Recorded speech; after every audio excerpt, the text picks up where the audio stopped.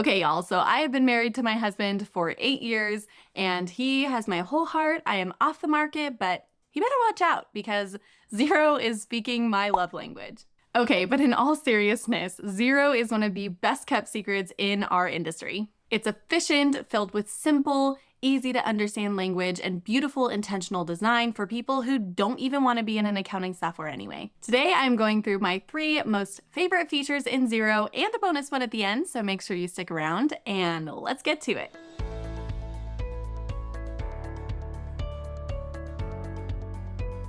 Okay, kicking off with one of the most important features and the one that truly has my heart, it is bank rules. When you first start a subscription in Xero, you're actually going to link your business bank account and credit cards. These are called bank feeds. They pull in all of the transaction detail from your bank account and your credit card so you can clearly categorize them and start to form what looks like your books. In these bank feeds, chances are you will start to have transactions that are very similar and happen either every week or every month. Think software subscriptions, retainer client payments, or Stripe transactions for a course or a digital product that you sell. This is an example from a bank rule from my bank feed. Bank rules allow you to set conditions for certain transaction description detail that tells the system who the payee is and how to categorize it.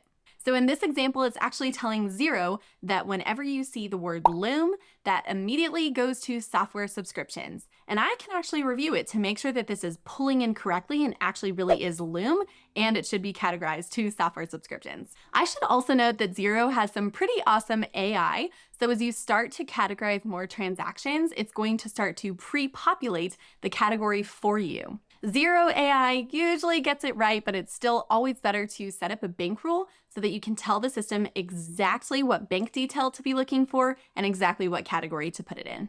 Okay, next up is Stripe and PayPal integrations. Oh my gosh, I love this one so much. I've said it before and I'll say it again, Stripe and Xero and PayPal too are best friends. It's like Fall and Gilmore Girls. Okay, but why? Stripe is actually set up as a bank feed in Xero. This means that every single time a client pays you, it's its own line item.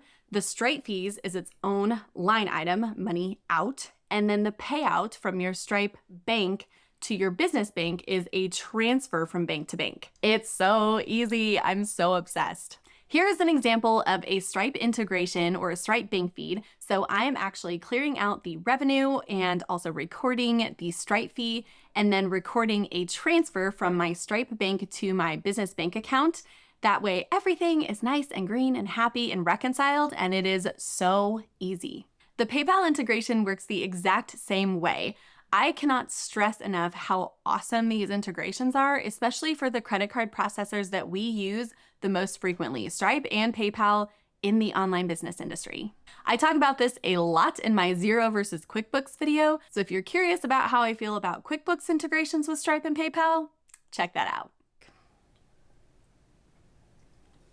All right, the next feature is custom reporting. One of our values at Madison Dearly Bookkeeping is that we make finances approachable. This could not be more true with custom reporting. Xero really does allow us to make reports that make sense for your brain. We can create any report with any information that you need to see to make big decisions in your business. Decisions like hiring a new team member, investing in something that's big and new like education.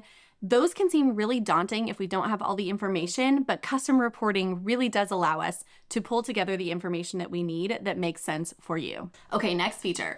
Let me just nerd out for a second. I promise it's cool, and I promise you'll think it's cool, so just stick with me. I'm gonna introduce you to cash coding. You actually have to pay for a higher level subscription for this feature. I think it's $37 a month for this subscription level, but if you have a lot of transactions, listen up, this is for you. Cash coding is where you can sort through all of your bank feed transactions by either payee or description and then bulk categorize all of them. It is so legit.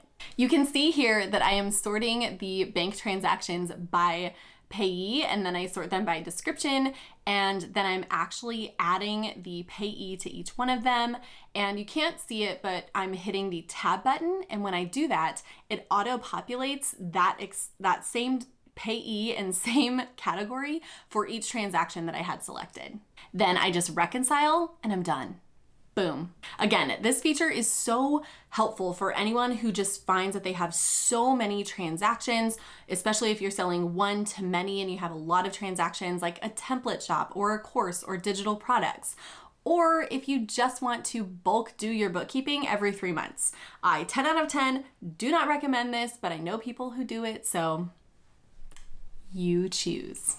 Okay, well, if it wasn't clear already, I am a huge fan of Xero, all of its features, all of its intentional design, and really just how much they care about the people who are using their software. And now I'm curious, are you a Xero fan too? Have you ever heard of it? Do you use it? Or are you thinking about using it? And if you do already have it, have you tried any of these features? Let me know in the comments. I would love to just chat and get nerdy about Xero. All right, that's it for today. See you next time.